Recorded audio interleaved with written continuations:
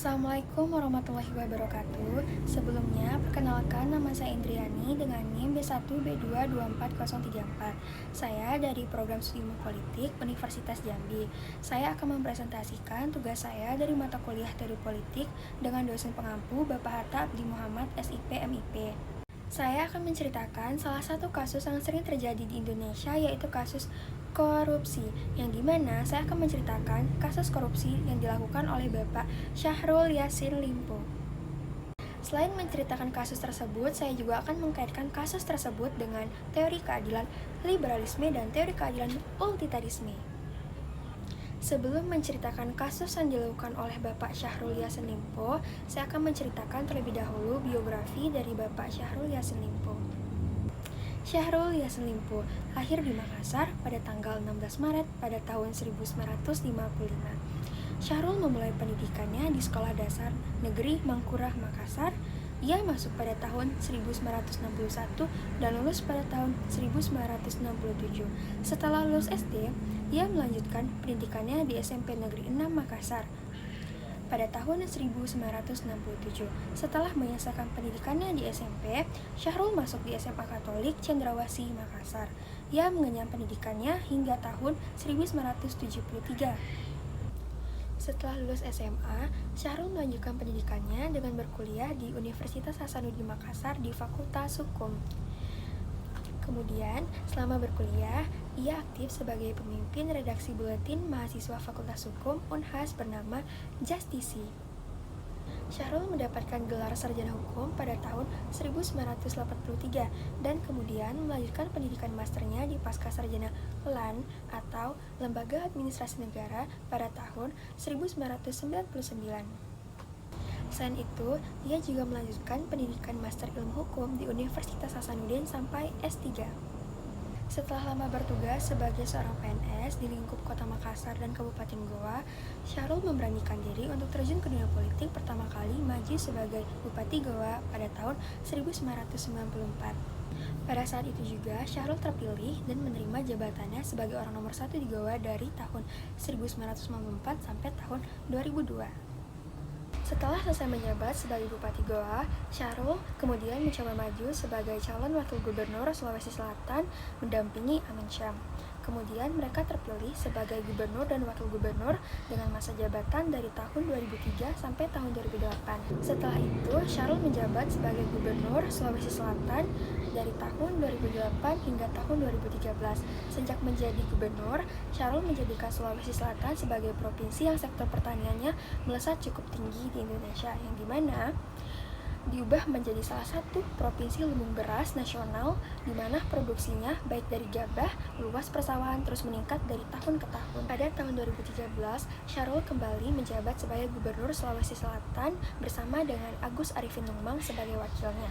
Setelah masa jabatannya sebagai gubernur habis pada tahun 2018, ia memilih bergabung dengan Partai Nasdem. Diangkatlah sebagai Ketua DPP Partai Nasdem. Kemudian, ia mendaftar sebagai calon anggota DPR RI Dapil Sulawesi Selatan melalui Partai Nasdem pada tahun 2018. Namun, pada hasil perhitungan suara, Syahrul gagal lolos ke Senayan sebagai anggota DPR RI. Pada bulan Oktober pada tahun 2019, Presiden Jokowi kemudian menunjuk Syahrul Yassin Limpo sebagai Menteri Pertanian periode 2019 hingga 2024, yang dimana dalam Kabinet Indonesia Maju, ia menggantikan Armand Sulaiman yang sebelumnya menjabat sebagai Menteri Pertanian Indonesia. Heboh kasus korupsi. Mantan Menteri Pertanian Syahrul Yassin Limpo menjadi sorotan beberapa pekan terakhir ini karena sudah menjadi tersangka, kemudian sempat menghilang, kemudian akhirnya disiduk dan menjadi tahanan KPK karena diduga korupsi saat menjabat sebagai Menteri Pertanian. Ditemukan juga aliran penggunaan uang sebagaimana perintah SIL yang ditujukan untuk kepentingan Partai Nasdem dengan nilai miliaran rupiah. Kasus korupsi yang menjerat Syahrul Yassin Limpo, mantan Menteri Pertanian Republik Indonesia, berpusat pada dugaan pemerasan terhadap bawahannya dan penerimaan gratifikasi selama menjabat di Kementerian Pertanian. Kasus ini diselidiki dan diusut oleh Komisi Pemberantasan Korupsi atau KPK. Pertama, Dugaan pemerasan dan gratifikasi. Syahrul bersama dengan dua pejabat Kementan lainnya, yaitu Sekretaris Jenderal Kementan Kasdi Subagiono dan Direktur Alat dan Mesin Pertanian Kementan Muhammad Atta, diduga membuat tatanan informal di Kementan. Syahrul memaksa pejabat eselon 1 di Kementan untuk memberikan setoran uang. Kedua, modus operandi. Pejabat eselon 1 diminta untuk menyetor uang sebagian besar dari pemotongan anggaran sekitar 20%, di mana masing-masing unit kerja, sekretariatan, direktoriatan, dan badan atau dari vendor yang bekerjasama dengan Kementan. Pejabat yang tidak sejalan atau tidak memenuhi permintaan diancam dan akan dicopot dari jabatannya. Yang ketiga, total kerugian. Total uang yang diperoleh dari praktik pemerasan dan gratifikasi ini mencapai puluhan miliar rupiah. Jaksa mendakwa total uang yang diperoleh sebesar 44,5 miliar. Keempat, penggunaan uang. Uang hasil korupsi tersebut diduga digunakan untuk kepentingan pribadi dari keluarga Syahrul, termasuk pembayaran cicilan kartu kredit, perawatan kecantikan dan pembelian perhiasan untuk istri dan keluarganya, tiket pesawat, dan biaya perjalanan ke luar negeri termasuk ibadah umroh, bayar jasa biduan, kebutuhan hidup sehari-hari keluarga dan cucu, penyaluran bantuan kemanusiaan dan untuk Partai Nasdem. Kelima, status hukum. Syahrul ditetapkan sebagai tersangka dan menjalani proses persidangan di Pengadilan Tindak Pidana Korupsi (Tipikor). Pada persidangan tingkat pertama, Syahrul divonis selama 10 tahun penjara dan didenda 300 juta, subsidiar 4 bulan kurungan, serta wajib membayar uang pengganti senilai sekitar 14,1 miliar rupiah dan 30.000 US dollar. Keenam, hukuman banding. Di tingkat banding pengadilan tinggi memperberatkan hukuman Syahrul menjadi 12 tahun penjara dan uang pengganti sebesar 44,2 miliar rupiah setelah menghitung jumlah total kerugian negara dari pemerasan dan gratifikasi. Poin-poin penting tentang kasus korupsi yang dilakukan oleh Syahrul Yassin Limpo, di antaranya tindak pidana utama, pemerasan terhadap bawahan dan pejabat Kementan dan gratifikasi. Total nilai korupsi. Dakwaan dan tuntutan jaksa menyebutkan total uang yang diperoleh oleh Syahrul melalui pemerasan dan gratifikasi mencapai sekitar 44,5 miliar. Modus pemerasan. Syahrul menyalahgunakan kekuasaan sebagai menteri untuk memaksa para pejabat eselon 1 Kementan untuk mengumpulkan dan menyetorkan uang sebagian besar 20% dari anggaran unit kerja dengan ancaman dicopot dari jabatan jika tidak memenuhi. Penggunaan dana. Dana hasil korupsi digunakan secara luas untuk kepentingan pribadi dan keluarga, gaya hidup mewah, perawatan, perjalanan, serta dialihkan ke berbagai pihak termasuk untuk keperluan Partai Nasdem dan bantuan bencana. Vonis dan hukuman. Vonis tingkat pertama yaitu 10 tahun penjara, vonis tingkat banding 12 tahun penjara. Kewajiban membayar uang pengganti senilai puluhan miliar rupiah. Jumlah pastinya bervariasi antara vonis pertama dan banding, dengan yang banding mencapai sekitar 44,2 miliar. Keterlibatan pejabat lain. Kasus ini melibatkan pejabat tinggi Kementan lain yang menjadi terdakwa, yaitu Kasdi Subagiono, Sekjen Kementan, dan Muhammad Hatta, Direktur Alat dan Mesin Pertanian Kementan, yang berperan sebagai koordinator pengumpulan uang. Keterkaitan dengan pihak luar. Persidangan mengungkapkan adanya dugaan aliran dana ke pihak lain, termasuk biduan, yaitu Nayunda Nabila, dan dugaan keterlibatan mantan Ketua KPK Firly Bahuri dan pertemuan pribadi dengan Syahrul Yassin Limpo.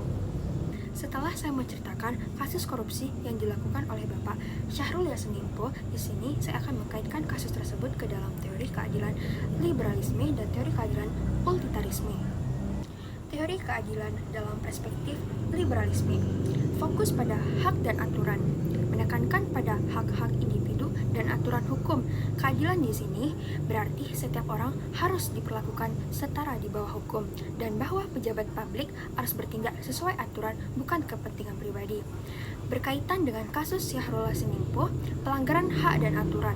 Kasus Syahrul adalah pelanggaran besar terhadap prinsip liberalisme. Sebagai menteri, Syahrul punya wewenang, tetapi ia menggunakan untuk memeras bawahannya. Tidak ada kesetaraan. para bawahan dipaksa menyetor uang di bawah ancaman pencopotan jabatan, yang artinya hak mereka untuk bekerja tanpa paksaan telah dilanggar. Penyalahgunaan kekuasaan. Syahrul melanggar aturan hukum dan merusak institusi negara Kementan demi memperkaya diri dan keluarga. Fokus hukuman. Dalam pandangan liberalisme, hukuman seperti 12 tahun penjara dan uang pengganti adalah bentuk penegakan kembali keadilan dan aturan. Hukum ini diberikan karena Syahrul melanggar janji publik dan aturan yang berlaku untuk semua orang. Poin utama liberalisme. Korupsi itu salah karena melanggar aturan dan hak dasar warga negara untuk memiliki pemerintahan yang jujur dan adil, terlepas dari dampak dan keseluruhannya. Teori keadilan dalam perspektif utilitarisme berfokus pada manfaat terbesar, di mana utilitarisme berpendapat bahwa tindakan yang benar adalah tindakan yang menghasilkan kebahagiaan bagi sejumlah orang. Keterkaitan dengan kasus Syahrul Yassin Limpo, kerugian kolektif. Dari sudut pandang utilitarisme, korupsi yang dilakukan jelas tidak adil karena menyebabkan kerugian besar bagi masyarakat luas, bukan hanya bagi Syahrul dan keluarganya. Program pertanian terganggu. Uang yang seharusnya digunakan untuk program-program peningkatan pertanian seperti benih, irigasi, atau bantuan petani justru dicuri. Ini mengurangi manfaat publik dan merugikan jutaan petani dan konsumen, merusak kepercayaan publik. Korupsi skala besar merusak kepercayaan masyarakat terhadap pemerintah yang secara kolektif menyebabkan ketidakbahagiaan dan ketidakstabilan. Pembenaran hukuman. Hukuman berat selama 12 tahun penjara dibenarkan secara utilitarisme. Efek jera. Hukuman ini berfungsi sebagai peringatan bagi pejabat lain mencegah korupsi di masa depan, dengan demikian menyelamatkan lebih banyak uang negara untuk kepentingan publik. Pemulihan keseimbangan. Uang pengganti yang dikembalikan ke negara sebesar 44,2 miliar dapat dialokasikan kembali untuk program yang bermanfaat sehingga memaksimalkan kebahagiaan kolektif. Apa itu keadilan liberalisme? Liberalisme adalah kondisi di mana semua individu memiliki kesetaraan di hadapan hukum dan kesempatan yang sama untuk mengembangkan potensi diri tanpa diskriminasi berdasarkan ras, gender, agama, atau karakteristik lain yang tidak relevan. Intinya adalah menghormati hak-hak individu dan otonomi mereka untuk membuat pilihan hidup tanpa kendali yang koerasif, sehingga masyarakat dapat berkembang dengan adil dan jujur. Selanjutnya, apa itu keadilan? Libertarian adalah teori keadilan yang sangat memprioritaskan kebebasan individu, otonomi pribadi, dan kepemilikan diri dengan penekanan pada hak milik yang diperoleh secara sah dan non-agresi. Teori ini berpendapat bahwa keadilan dicapai ketika individu bebas untuk mengatur hidupnya sendiri, tindakan dan harta bendanya, selama itu tidak melanggar hak-hak orang lain. Keadilan libertarian menentang intervensi pemerintah yang berlebihan dan redistribusi kekayaan yang dipaksaan, karena menganggapnya melanggar hak individu.